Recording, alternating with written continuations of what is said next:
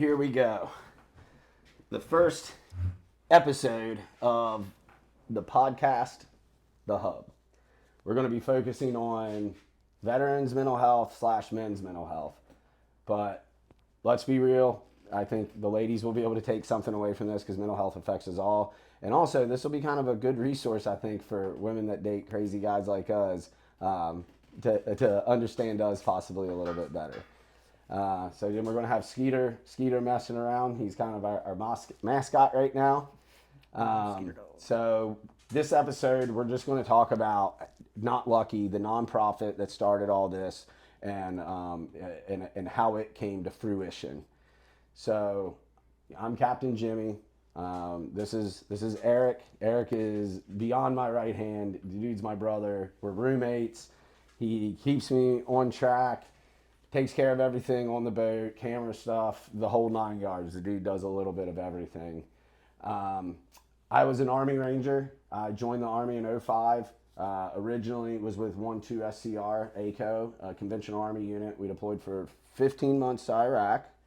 And then while there, for reasons we'll get into when I tell my whole story, I decided I wanted to go special operations. And then Denny Young, who's my commander at the time, said I had to go to Ranger Battalion and then try to go to Delta Selection after that. So moving from there, did that 15-month deployment, and then 2009 went over to Ranger Battalion after graduating RIP, went to 1st Ranger Bat here in Savannah. That's where I met you, and then did 5 rotations out of there before getting medically retired for combat-related injuries, the main one being TBI, amongst back issues, PTSD, hip issues, etc. So, Eric, real quick, can you just give us a quick little overview of your career? Sure. Yeah, my name is Eric Cox. I did 6 deployments with 1st Ranger Battalion. I met Jimmy back in 2009. We went on, that was my 5th deployment. I was a team leader on that rotation. 2009 was the surge. It was a pretty big deployment for ACO 175. On my 6th deployment, I was critically injured in Afghanistan. I got shot in the face. Essentially fell off the side of a mountain and was almost captured. Wild. Thank God I survived. It was by the grace of God, absolutely. And I didn't get the treatment I needed when I, got out of the Army. I put off my mental health, which was a huge mistake. And it came back and, took a chunk out of my ass. Yep. Bigger job. It was a bigger job. You'll have that on the bigger jobs. So, Jimmy got me out of a bad situation and brought me into his home, paused his life, and basically saved me. Well, I appreciate that, but we are getting you out of a bad situation because you're doing all the hard work, man. I'm just here to spot when needed. So guys, that's how he and I got into living together. The brief overview, and here in the next episode or two, you are going to get his story in a lot of detail, and I can't wait for you guys to hear that. So there, after my 6th deployment, I was told by a good leader to go get my brain checked, to go get an MRI because he knew I'd had a lot of concussions. Lo and behold, there was a spot on the brain. Combat ineffective, can't be in the Army anymore. I'm kind of at a loss. What do I do? I hated the Army. I didn't like haircuts, clearly. I didn't like to shave. I thought it was ridiculous that I had to stand a certain way at parade dress or attention and address somebody by a title to know I had respect for them. It all seemed weird to me. Still kind of does, but I understand the purpose of it all now. So when I couldn't go to war anymore, my identity was lost, and I turned very hard to the bottle. And I've always liked the bottle, but it got really bad then. I ended up, by the time I was separated from the Army, I was physically dependent on booze. So I would get sick without it. I know you've had your bouts with alcoholism and addiction, just like a lot of the homies have, man. Yeah, unfortunately, it's common. One of those common side effects that we get out, we use Band-Aids, and Yep. alcohol is always the first one. Well, and it's interesting. I think a large reason of that is it actually kills the part of your brain that dreams. Yeah. So it, in a short-term way, it feels good, but overall, as we know, it's a depressant, and the long-term use is terrible. It causes, brain damage, which we've already got. Lowers testosterone, causes tremendous weight gain. I mean, we can go on and on and on, let alone just destroying lives. Actually, it kills more people than all other drugs combined, which is absolutely insane. And I think if alcohol was discovered today, it would definitely qualify as a Schedule 1 substance. Pretty sure it's the only thing that you can die from. The withdrawals, that and heroin. Yep, that's correct. Now you can die from, that's the only ones that you can die from, the withdrawals, and obviously alcohol poisoning can kill you as well. So that was the battle I was facing, and I was losing. The house that we're sitting in now was actually covered in dog feces, trash. The front of the house, I live across the street from this private school on Wilmington Island. I think it's $20,000 a year to go to the high school there, and you couldn't see the front of my house because of all the growth. It was bad. I woke up more than once where I'd fallen down on the floor and passed out in some form of dog feces or urine. It was absolutely miserable. No way anybody should live. And that was me with people to support me. I had a good support system. I just wasn't utilizing it because I was pretty far gone. So one night I bought a bottle of Middleton. It's Jameson small batch stuff.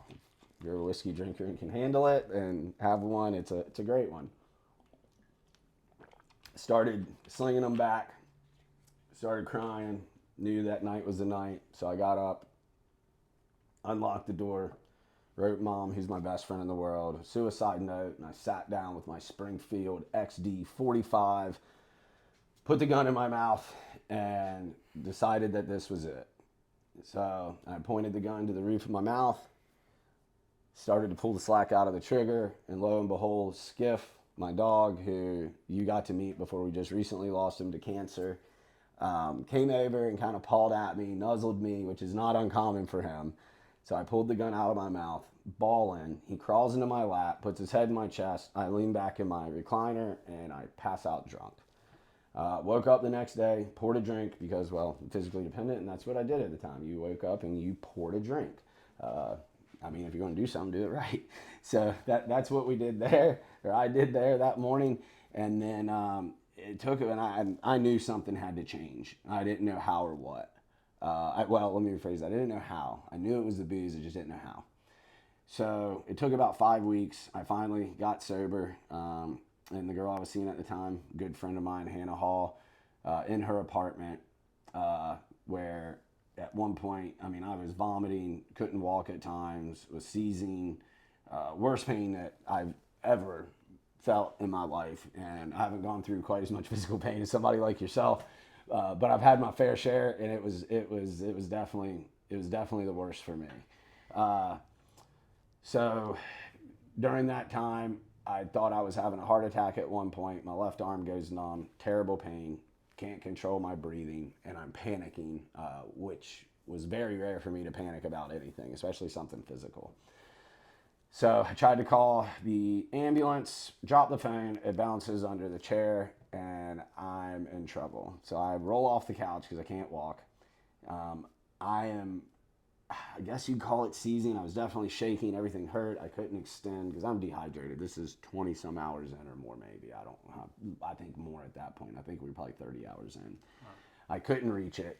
So I kind of accepted that it was what it was. Rolled over on my back. It relieved just that much pressure, which when you're going through like nerve pain or any kind of insane pain, any tiny relief it's a ton. Yeah. So then I rolled over on the left side, saw some liquor bottles that were on the bottom of her bookshelf, and in my head I was laughing. I'm sure I wasn't. I definitely saw the irony in everything that I've survived in life before Army, 6 combat deployments, and I'm going to die from alcohol while looking at alcohol. Then the pain subsided, and I was like, this is weird. The room got kind of strange, hazy, if you want to call it, extremely light haze. I've always described it as those light wispy clouds that you can see through. Mm-hmm. And then I was like, wow, I must be dying. and I felt euphoria. And I was like, this is absolutely incredible. Like, if this is dying, I can get down with this. And then, you know, an inner voice, I don't know, angel, God, who knows? You know, I believe we're all connected to God, which we'll get with in later episodes on all that. But I heard this voice that was like, this isn't the hardest thing you're ever going to do, and I'm not through with you yet. And then zap, back in my body or whatever, pain, don't really remember anything until Hannah got home. Later that night, I could hold down water just a tiny little bit, and by the next evening, I was still rough as get out, but I could go down and apply for jobs. And I applied for 53 jobs. This is in 2016, late 16. Applied for 53 jobs, got one phone call back to watch a frozen fruit go down a conveyor belt for $14 an hour. Yeah, you knew what we used to do. That was insane. Yeah, Especially with the amount of equipment that we were assigned for, millions of dollars of oh equipment. yeah. I had one deployment. I was signed for like 28 million in equipment. We were, you know, we can't talk a whole lot about that program, I don't think yet. We'll have to ask some people. But I was doing some pretty unique stuff. You know, you're familiar with that kind of thing, and have done kind of the same kind of work. So it's weird, you know, you go from being allowed to manage 20 personnel, different nationalities, dealing with high-ranking, you know, foreign government officials, all of this crazy stuff to you can't do anything. So It's accounting for. yeah, man, it's wild. So I knew that wasn't sustainable, meaning that wasn't going to fulfill my purpose or keep me alive. I realized then that the only time I ever wanted to be alive was when I was fishing. The only way for a poor guy to fish every day is to take people fishing and then pay you for it. So I found a company that took a chance on me. Skeeter hooked me up with a great deal on a brand new bay boat. And then I started running charters. I was sitting in bars. I'd have a t-shirt on that my stepmom made me, a business card, and I would wait till I heard somebody say, "What is it to do around here on Tybee Island?" or where is, you know, where's the good fishing at? And I would go over, introduce myself, you know, just got out, combat wounded Army Ranger, just selling. Awesome. Oh yeah, it was really cool, man. So did that, and then ended up my third offshore charter I ever ran. This is like March of 17. We came back in 6 hours with 160 pounds total weight of sheep's head. Blair Wiggins, who was my fishing hero, watched him every deployment for years. He was on TV for 27 years. Amazing show, Addictive Fishing. You can still catch him on Blair Wiggins Outdoors. But him and the McCabe production team was of Kevin McCabe and Patrice McCabe, who are on RV There Yet on Discovery Channel now. Or they were phenomenal. Best fishing show in history, so go check it out, guys. But that being said, he got wind of it. He was like, yo, let's do a show. We filmed a show that next year. That's how we got linked up with Starbright, and it was a big jump off point for us. And in the meantime, Emma Tang Website Designs, I got with her. She put me on a payment plan. She accepted a down payment of the last money I had in pocket, and I had to put a cheeseburger and Coke back then, cherry Coke, on credit at Bubba Gumbo's. And then between Blair Wiggins' show, launching us, and then listening to Emma about what to do online, we really took off. So moving on from that, everything was good. Life was great. Had a little relapse. Came out of that relapse after a few months with seeing the world through new eyes. And that's when Not Lucky was kind of originally done. I just started taking dudes fishing because I saw what it did for me.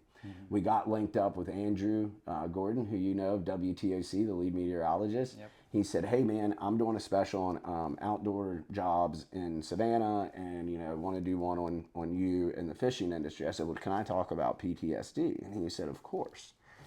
So that day, we go out, have fun, catch a couple fish. We get back to the dock, and that night, or excuse me, 2 nights later, it aired.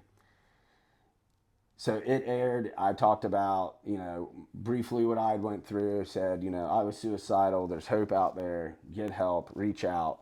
The next morning I woke up and there was over 200 Facebook notifications. And I was like, oh no, what do I do with this?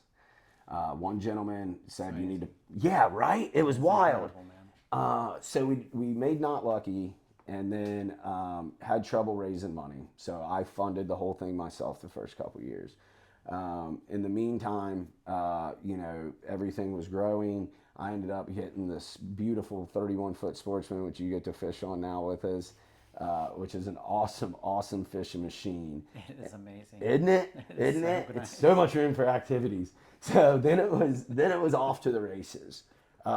Everything was great. I was making good money, had plenty of business, over 100 phone calls on average a week during the busy season, plus social media and emails.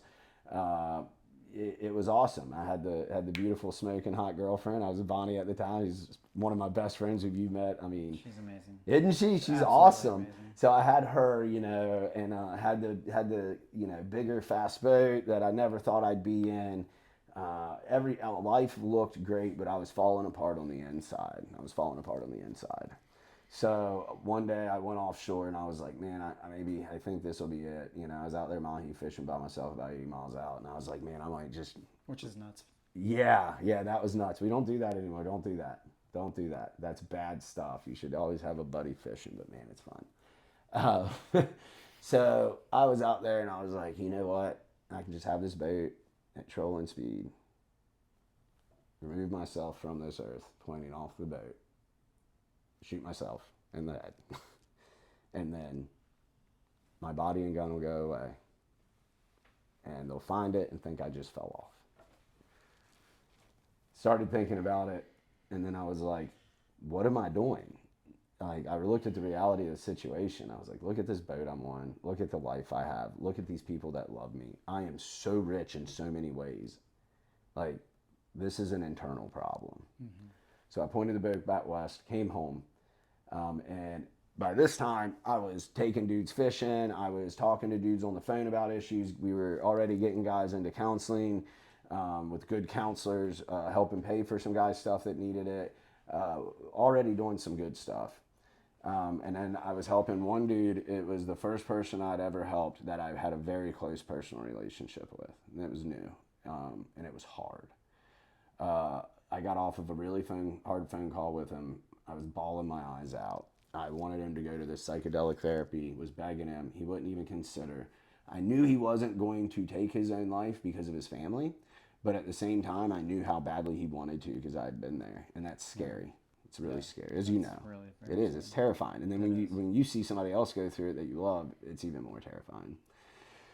Then it dawned on me that I was like, man, I'm like projecting pretty badly. Like, I'm talking about how this guy won't get help. And here it was just a couple of weeks ago. I was contemplating it all over again, you know, 80 miles offshore.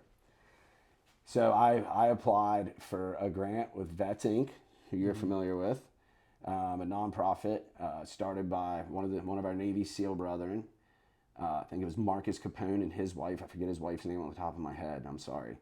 And then I applied at Ambio Life Sciences in Tijuana, Mexico, where they provide Ibogaine and then 5-MeO DMT. So we'll get into those medicines in a later episode because that is a lot.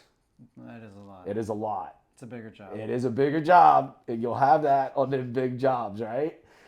We all about the big jobs here at Not Lucky. So it was. I went there. It's 5 days. It's absolutely amazing. Absolutely amazing. You take Ibogaine your second night there, and then which is the bark of a root of a bush found in West Africa. That is proven by studies headed up by Stanford to take scar tissue off the brain, grow gray matter, helps you deal with trauma. I say it's like 30 years of trauma and dealing with trauma in one night. So then the 5-MeO DMT is the poison from the poisonous toad, the bofu toad. It's dried out and you smoke it, and it is an out-of-body experience. They call it the God molecule. So I did the Ibogaine, life-changing. Immediately, I knew everything was different. But then the 5-MeO, I did that while still on the journey. It's only like 15 minutes or so. Mm-hmm.